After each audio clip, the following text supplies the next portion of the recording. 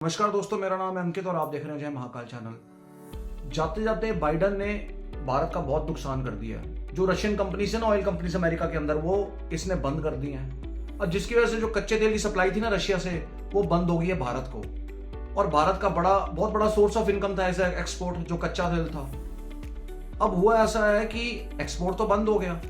अब भारत उस कच्चे तेल को रिफाइन करता था और यूरोपियन कंट्रीज में भेजता था, क्योंकि कच्चे तेल से पेट्रोलियम निकलता है, डीजल निकलता है, नेचुरल गैस निकलता है। तो भारी मात्रा में यूरोप को एक्सपोर्ट करके भारत अच्छे पैसे कमा रहा था।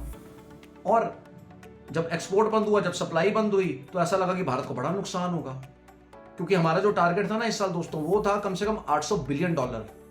लेकिन अब ऐसा लगा कि इस टारगेट को हम मीट नहीं कर पाएंगे।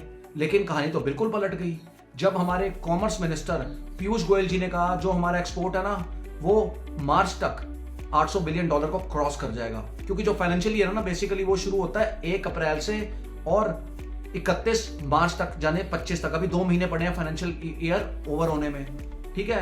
अब ये क्यों क्रॉस कर जाएगा? अब हम डिपेंडेंट नहीं है रशिया के कच्चे तेल के ऊपर कि हम रशिया का कच्चा तेल ला के रिफाइन करके और यूरोप को बेचेंगे तब हमें मुनाफा होगा। अब ऐसा नहीं रहा। अब नॉन पेट्रोलियम प्रोडक्ट्स, जाने कि भारत के दूसरे गुड्स एंड सर्विसेज का इतना एक्सपोर्ट बढ़ गया है कि हम रशिया के कच्चे तेल पे अब डिपेंडेंट है ही नहीं। तो ये बहुत बड़ा अमाउंट है। ये वर्ल्ड दोस्तों, ये रिकॉर्ड बन गया कि $800 बिलियन का इससे पहले ट्रेड भारत ने कभी नहीं किया। और 160 कंट्री है जिनकी तो इतनी जीडीपी भी नहीं है। तो ये बहुत ह्यूमंगस अचीवमेंट है भारत के लिए। अब दोस्तों एक दिक्कत हो सकती है, वो ये है कि ट्रंप जो है ना, वो टांग लड़ा है, क्योंकि $800 बिलियन के अंदर से $60 बिलियन का तो एक्सपोर्ट हम सिर्फ अमेरिका को ही करते हैं, क्योंकि अमेरिका हमारा बहुत बड़ा कस्टमर है। अब ट्रंप ये कहता है कि यदि मैं तुम्हारे प्रोडक्ट्स के ऊपर टैक्स कम कर रहा हूं तो तुम भी मेरे प्रोडक्ट्स के ऊपर टैक्स कम करो, तब जाके ट्रेड बराबर होगा। और दूसरी चीज, भारत को डी डॉलराइजेशन की तरफ थोड़ा कम ध्यान देना पड़ेगा अगर उनको $1 ट्रिलियन का एक्सपोर्ट करना है। तो अमेरिका जैसा उनको कस्टमर नहीं खोना और ट्रंप के साथ कोऑपरेट करके चलना पड़ेगा।